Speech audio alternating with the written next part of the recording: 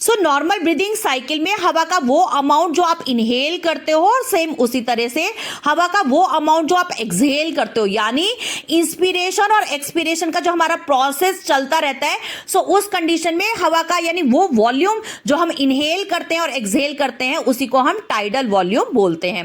लेकिन इसी के कंपैरेटिवली जब हम फोर्स लगाकर हवा को अपने अंदर इनहेल करते हैं, सो बेटा इनहेल करने पे टाइडल वॉल्यूम तो रहेगा ही रहेगा, वो नॉर्मल ब्रीदिंग तो रहेगी ही रहेगी।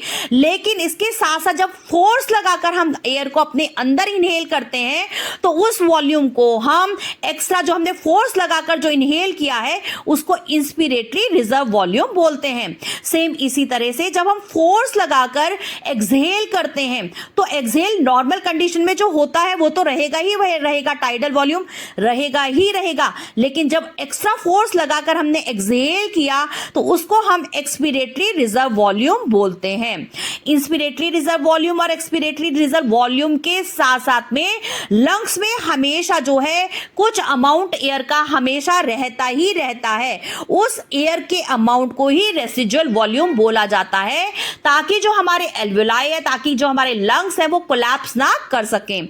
और इसी के साथ साथ ये पूरी की पूरी जो हमारी लंग की जो कैपेसिटी है इसको लंग कैपेसिटी बोला जाता है। So total lung capacity equal होता है वाइटल कैपेसिटी प्लस रेसिजुअल वॉल्यूम के एडिशन के इक्वल होता है।